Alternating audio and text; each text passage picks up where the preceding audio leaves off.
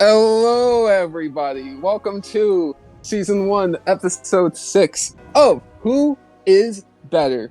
Today is going to be the most salty episode from Chris That is me. in the entirety of this series. So I am joined by Berman and Chris. Young Bucks versus Usos.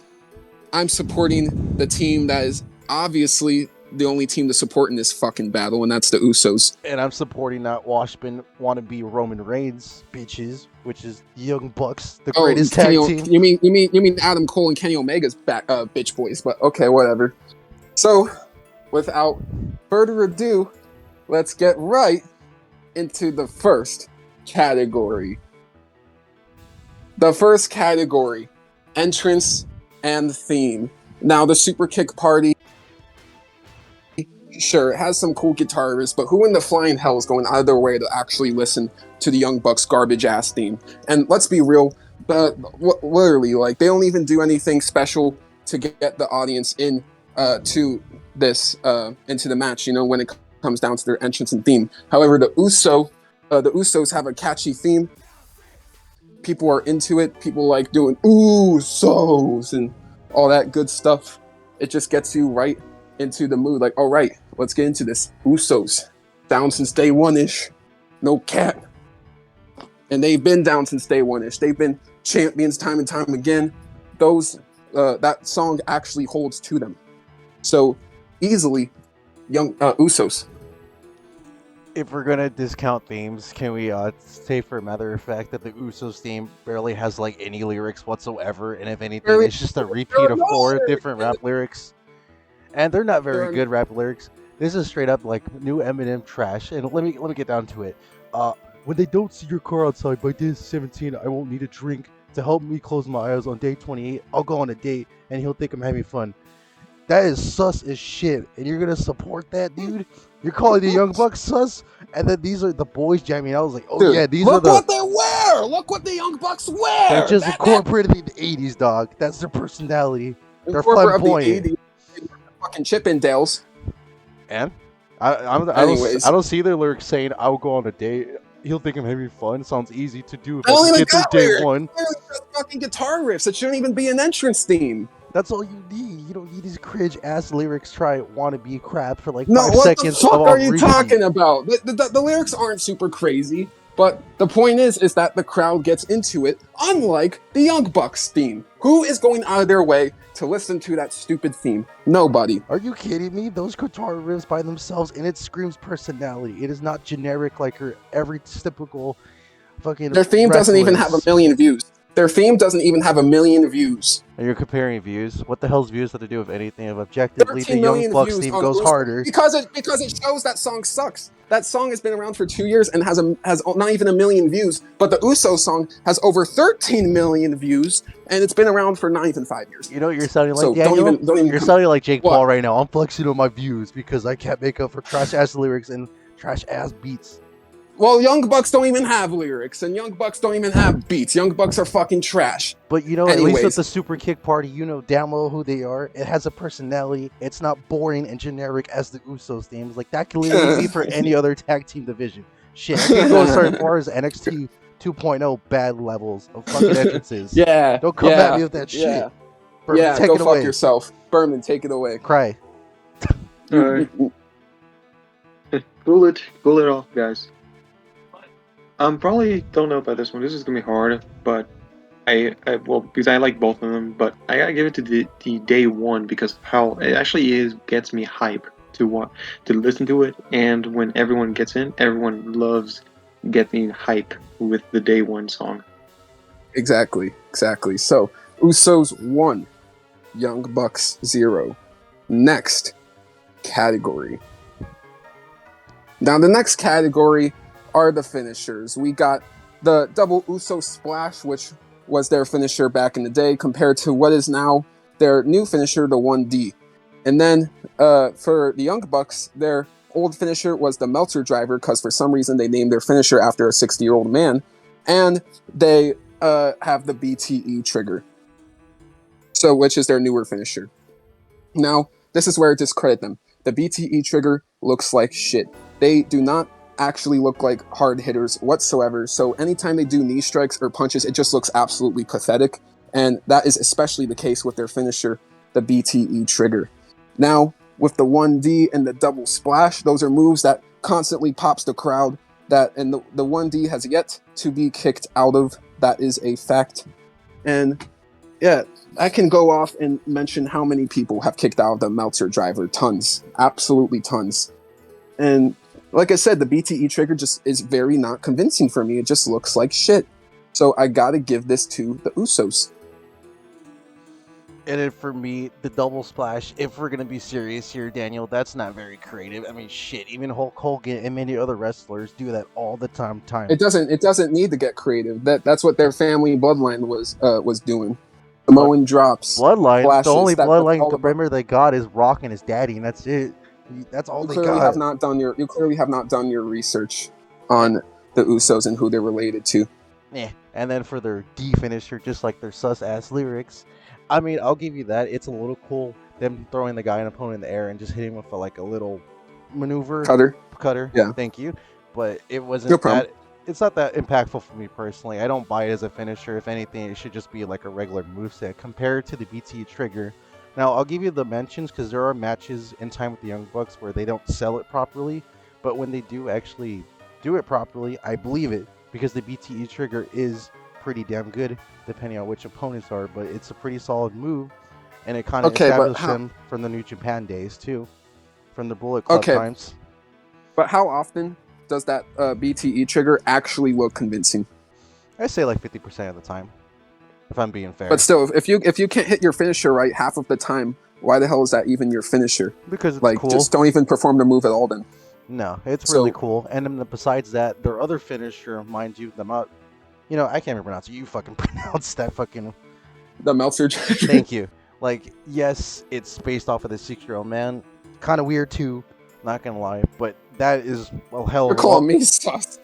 Hey man, that driver is more convincing than a double splash because that thing actually takes athleticism and it takes a whole lot of skills to even do that perfectly without injuring yourself or the opponent, and it does more damage than a double splash, and it's now, great. I'll give you credit on the Meltzer driver, even though the name is absolutely dumb as shit. The move is admittedly cool, how it's like a little tombstone pile driver and 450 takedown combination. It's a very cool move. However, once again, like I said, that BTE trigger is just not very convincing. I mean, with the Uso double splash, at least that's convincing. And even though it may not be the most complex and creative finisher, again, they don't need to because that's what their family, their fathers, their uncles were doing back in the 80s and whatnot. They've learned from their family, and that's something that is taken into consideration here. And then, again, with the 1D, that is a finisher that is convincing, and more than the BTE trigger, in my opinion, and it has not been kicked out of yet. So that's all I really have to say. Berman, take it away. All right, I have some critiques right now. First, the Meltzer driver. Technically, there's another one called the Indie Taker driver, which was a original name for the Meltzer driver. And I really like those. I actually love the Meltzer driver. But another critique is the 1D. To me, I feel like it's just a copy of the 3D from the Dudley Boys, because they were the first people who actually made that finisher great, the 3D. So to me, it's a copy of the finish of 3D. And I think the originality of the BT's trigger and the Meltzer driver is just way too good. And I actually like it. Don't get me wrong.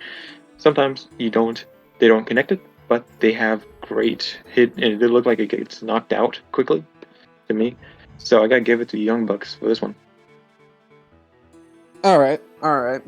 You know what? I can respect that. I didn't want to mention that 1D was actually 3D from the Dudley Boys. Damn it. All right, you know what? I take that L. Usos 1, Young Bucks 1. Next category. Now, the next category is the overall moveset. Now, both of these guys do a lot of super kicks, but there's one massive difference between when the Usos do it and when the Young Bucks do it. Number one, the Usos don't do it 50 million times per match. Number two, their super kicks look way better than the Young Bucks super kicks, and whoever's taking those super kicks are actually selling the Usos super kicks. I can't remember the last time someone got double super kicked by the Young Bucks and actually like stayed down for longer than 15 seconds from it. Like that just proves to me how unconvincing their super kicks are. And then let's move beyond the super kicks, because both of these teams have other moves, even though for the Young Bucks it doesn't feel like they do. For the Usos, they got some of their they do some moves from, you know, their Samoan heritage, like the Samoan drop, the splashes, the super kicks, and whatnot. But they can also do some other stuff if challenged. You know, they can also do other moves that require strength and athleticism. And again, maybe it isn't the most creative, and they don't try to use their imagination like the Young Bucks, but the difference between the Usos and the Young Bucks is the fact that the Usos are always able to hit their moves perfectly. And that's why you shouldn't overcomplicate things with your moves like the Young Bucks do. True. And just for a fact, that's complete slander. The Young Bucks don't just do super kicks all the damn time. No, that's not slander. That is a fact. That is a fact. Complete slander on my boy's character. What are you talking about? What the fuck are you talking about? Okay, first of all, the Young Bucks, besides the fucking, I know they spam all the time their super kicks, but you have Thank you! You said it! You said I know, it. But wait, besides the super kicks, they're also known for their very great. You also have the fucking springboard splash of Nick, and you have Matt doing a fucking moonsault. Plus, not only that, you have the 450 splashes, which I guarantee you the Usos can't even do that. They don't even have like the time or the athleticism to even do that. And not only that, one of my personal favorite things that they do all the time, well, not all the time, but occasionally, is their N-Seek move, which is basically, you know, their double hip toss by a fucking back handspring into a double drop kick. You can't tell me for a fact. You don't even know what those actual moves are. No, you literally looked that shit up on the internet. True, but I have in my notes. To be fair, I'm not too familiar. I'm not more of the technical wrestler type of fan. I just kind of see what I enjoy on television. So, yes, okay, I may have gotten notes, but I need to back it up because I don't want to sound like a complete fucking moron. Just be like, oh, they do the flips and shit. So I'm just going by off the notes. But no, that is all they do. They just flip and kick. You basically just listed off their entire moveset with the moonsaults, with the springboards, like you said. Yeah, but that's fun, though. They don't just, you try to say they don't just flip and kick, but they do. That's literally all they do. They just flip and kick.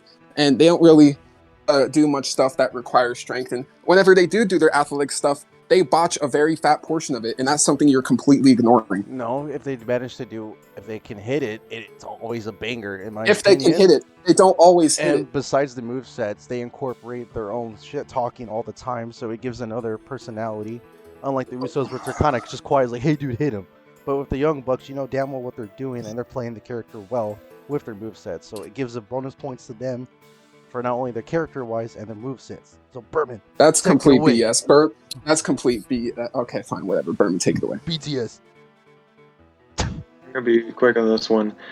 I like these two movesets a lot, but I gotta give it to me. I like the Young Bucks because I like their flips and kicks, where I just like how they land. Sometimes they do botch it, but I do like how they do look mean, and during the moves, they will shit talk and say how good they are during the match, during it. So I actually gotta give it to the Young Bucks.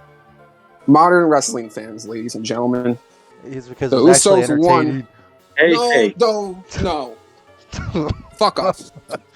Usos I'm an won. older watcher than you. I'm sorry. Usos won. Young Bucks 2. Next category. Now the next category are the mic skills. Something Young Bucks don't even fucking have. So don't even try and say that they have mic skills. You can go first. I just did. I just literally said everything that needed to be said. Okay, they don't have any fucking mic skills. What's so great about the Usos? All they are just commanding cheap bitches for the Roman Reigns. No, fuck all off, they do is off. they're Even just a messenger voice. No, even before the bloodline, they were really good on the mic, and they've always been able to tell stories. Whether it was in rivalries with the New Day, and sure, they might have had a little unique gimmicks throughout the years. Like in the beginning years, they were wearing face paint, being faces, playing right by the books. But then, they kind of became heels and changed up everything they did, and they kind of got more swagger and personality throughout the years, and that was all without Roman. So don't act like Roman literally gave the the Usos all of their success. But Daniel, He we're didn't. talking about what they're doing right now. We're not talking about their past, remember? Because we're talking about their modern wrestling. We're And talking their about what modern they're wrestling doing is right still better now. than what the Young Bucks are doing. And their modern wrestling is still better than what the Young Bucks are doing. At least with the Young Bucks, it's entertaining, and it's not just I'm feeling like it's just Roman Reigns just passing down What whatever did he they has to say say. that's actually? What did they say that's actually meaningful on the mic? Nothing, because they fucking suck and they can't do shit besides flipping kick. That's not true, Berman, because they go can ahead. also talk about their times of Kenny Omega and Hangman Adam Page when they had the whole storyline of them breaking up, and there was numerous Yeah, times they were where there's great bitch moments. boys. They were bitch boys in the background. They were bitch boys in the background. So are your boys too? Ooh, Nah, get the fuck out of here. nah, you get the fuck out of here, Young dude. Bucks hop from Young Bucks hop from Kenny and to Adam, but even before then, they had AJ. Like they've hopped from person to person to person over and over again. They did it with Kevin Owens. They're really the definition of back burner bitches, no matter who the fuck it's for. So don't even give me that. The Usos were at least doing their thing, just those two by themselves for some years. Young Bucks never ever did that. Yeah, but Berman, take it away. Daniel, did anyone actually acknowledge him until now, recently, because of Roman Reigns? That Fuck really you! elevated them? Everyone Nah. acknowledged them. Nah, Everyone not until acknowledged recently, them. dude. Don't Get give me out that of here. shit. No. Don't even try to Without do Roman, that. they're nothing without Roman Reigns, dude. That Nothing. is bullshit. They That would is just be bullshit. mid-carders if it wasn't for Roman Reigns. Mid-carders, they already won the tag belts 8 to 10 times before they were even with Roman Reigns. Yeah, but did anyone What care? is this shit? Does anyone actually care? No. Fuck no! There was People better did tag care, team dumbass. champions. People did care. The New Day feud was one of the hottest feuds of 2017. Yeah. Anyways, Berman, take it away. Oh, it's gonna be quick. I'm actually gonna be with Usos because I actually like how they talk on the mic. They are direct, and I like how they are pretty blunt, I would say. So I'm actually gonna go with Usos. Jesus. Okay. Yeah. See. Jesus. This debate getting salty, ladies and gentlemen. The best The episode. Usos 2. Young Bucks 2. Next category. This isn't even a competition, Daniel. Just give it to the Young Bucks, dude. They're so perfect for the faces, bro. They're baby faces. Come on, dude. They're so perfect for this shit, dude. They're such lovable idiots. They're perfect as faces. I understand why you're trying very hard in this category because it's literally impossible for the Young Bucks to actually win this category. Nah. Dude, the Young Bucks are horrible faces. You guys weeks ago were calling out on the Pile Driver podcast heavily against a face turn. True, but I prefer them as heels, but that's just my personal opinion. But as faces, I think they're pretty decent too. They're not. I don't feel like they're as strong as that role as the heel, but overall, they're not bad at it. They're just goofballs, if I'm being honest. And there's nothing wrong with that. So yeah, it is. It's embarrassing to the wrestling industry. Yeah, you need to have fun sometimes, Daniel. Ooh. Nah, Young Bucks fans get no bitches. Anyways, Berman. What's your No, you're not gonna choice? do that. You're not gonna call it the Young Bucks fans. You know those 12-year-olds get bitches. As who's gonna be in the face? Who's better at a face? I'm gonna give it to the Usos. I actually liked them when they were the face, when the face paint and everything. So I'm gonna give it to the Usos. Perfect. All right. Usos 3. Young Bucks 2. Next category. Now, the next category are who are the better heels. Now, I just have to say this. I will give the Young Bucks a little bit of credit and say that they are not bad at fulfilling the roles as, absolute douchebags. Because they are in real life. Everyone practically knows it at this rate. I'll still be your friend. But the thing is with the Young Bucks is, think about it like this. Half of the people watching the Young Bucks like them because they're goofy and whatnot. But people legitimately get pissed off at the Usos for what they do. And why? Because the Usos are actually heels. They're actually villains. They're not fucking goofy. They're not stupid. And they don't embarrass the fucking wrestling industry. So, yeah, the Usos easily better heels. But not to discredit them, you do have to admit the times with their Lucha Brothers thing happening and them pretty much shitting on Hangman Adam Page was definitely a good point for them. But they still looked like jokes. They were dancing in the middle of the ring during all of their matches like they're fucking jokes. Yeah, but there's two different types of villains. I mean, to be fair, the Young Bucks aren't like as evil as The the Usos. Usos, and but as Young Bucks, they're their own type of evil. They're just douchey, arrogant, and cocky, and it fits them perfectly. So as that kind of villain, I really prefer For what that. reason do they have to even be that? The Usos at least have a family lineage behind them. They've won title after title after title. The Young Bucks have no reason to be absolutely embarrassing villains to the wrestling industry. But don't discredit the Young Bucks because they've been quite along for some time too, and outside of AEW and other events too. Like But they're nobody really cared about them until AEW. true, but they also have many hidden matches that are Unlike the pretty good. Usos, who people have cared about for years But before AEW. I digress. Butman, take it away. So this is interesting. I like these two are like it's a hard matchup between these two because I actually like them both as heels.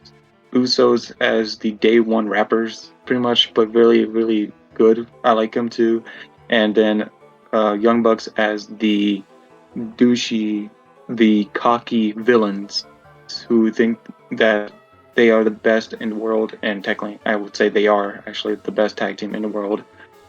But it's hard between these two because they're both great heels to me. One's really douchey, the other one's pretty hatey. But I'm gonna give it to the Young Bucks because I when I always watched them, they made me hate them bad. Really, I hated them. The Usos, I just liked them, but I really hated the Young Bucks because I just didn't like how they were treating these people. So to me, that's how good a heel the Young Bucks are. Well, damn. Usos 3, Young Bucks 3. Now this final category is going to determine it all. Who had the better match? So, you know what, Chris? I'll be nice. You go first. Okay. Now, these matches I've been watching for quite some time. I've been up with AEW for almost well, how long have they been around, Daniel? So far, like 2 or 3 years. A year. A year. Okay, cool. So the Young Bucks aren't not necessarily like they win all their matches, but even if they don't win, they do put on a phenomenal show for the pay-per-views. And there's one pay-per-view in particular that's just it's such an underrated, well not underrated, it's a certified classic. What really establishes AEW different from WWE, and it's got to be their their match with Kenny Omega and Hangman Adam Page. Now, this to me was like a stepping stone between like this is the end of the first era of AEW or what is to come down to. Now, storytelling wise, this is like I said before the previous argument. Kenny Omega, Hangman have been tag team champions, and the Young Bucks are kind of trying to get their fill in. Like they're faces at the time, but as you can see throughout the storytelling, like they're kind of getting sick of it and they want to be more than just their little goons or whatever. So story-wise, there's many great moments, especially of that disrespect towards Kenny Omega and his previous partner, that the Young Bucks pulled that shit on him, and then Hangman Adam Page killing it. And there's just many great moments. And shit, there's even times where Hangman even spat on fucking Nick Jackson, out of all people, which is the ultimate sign of disrespect. And you also have Kenny Omega going into the ring trying to stop the matches, but at the end of it, it's pure wrestling. It's great storytelling, and it's one of my personal favorite matches. So I'm giving it to the Young Bucks. And Daniel, your turn. All right, you know what? I will give you credit. That is quite the match. But I have a match that I personally think is even better. Now, when it comes to tag team classics, I really have 3 in my mind. No, 4 in my mind. The 3 matches between Edge, Christian, Hardy Boys, and Dudley Boys from back in the day. And then this match. Hell in a Cell, 2017. The first... No, it wasn't. But it was a tag team Hell in a Cell match for the SmackDown Tag Team Championships. They threw Big E and Xavier in there. And in this match, there were so many creative spots. And beyond just the spots, this felt like an overall war because these two teams were going at it for months up until this rate. They fought at Money in the Bank. They fought at Battleground. They fought at SummerSlam. They fought on SmackDown. It basically was like these two were in a never-ending war. But unlike most feuds that last for like 6 months, these wrestlers were somehow able to carry this feud for the entire 6 months and make it engaging television. While it was arguably one of the worst years in WWE history with everything else going on, like Jinder Mahal being the SmackDown champion, Brock holding the Universal title hostage on Raw, and overall just both divisions kind of looking like a mess. So at the time, WWE was really being carried by the Usos and their gimmick here. And they didn't just have an amazing match with the New Day here. They went on to do other great things. They had a great match with The Bar, and I can even say more great matches. But for me, this Hell in a Cell 2017 match really defies tag team wrestling, and it really is one of the most creative Hell in a Cell matches in general. Maybe not one of the most violent, but one of the most creative, and that is something I ultimately have to appreciate about it. And yeah, in my opinion, this is a tag team masterpiece. Nothing else to say. So I got to give it to the Usos. Now, Berman, you got to decide which match is better and who is the overall better tag team in history. Oh man, this is hard because I remember watching these two matches. Both have great storylines between those two. Man, it's hard between these two. I love both of them, but they're always just. It needs to be a split. It needs to be one winner. Man, it's gonna be hard. Let's see. I'm gonna give it to. Drumroll, please. Probably going to give it to Young Bucks. Let's go! The Usos suck. Let's go. No fucking Let's way. go. Yeah, Pervy, you're the man. And for a why, I just feel like this match was great, and this was a match that was building for a good while. And yes, the Usos had it was a great match between these things, and with the hostage and everything was great. But it was kind of getting a little bit tired between these kept on going. This was the Young Bucks and the Kenny and Hangman was just classic, and was a great faction warfare, more or less, because both of them were in the elite, so they were great. So I gotta still give it. That's why I gave it to the Young Bucks. Well, there you have it. Thank you all so much for watching. I've been Daniel. I'll be Chris. I've been Berman. And we'll see you all in the next one.